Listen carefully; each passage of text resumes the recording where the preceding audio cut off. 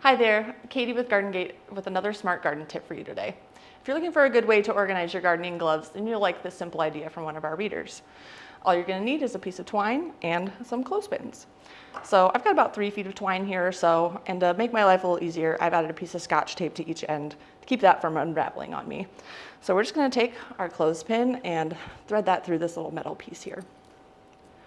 Just going to do a simple knot to keep that in place, like so. And then you'll just go ahead and continue to add clothespins down the line here. And I've got one already kind of done up over here.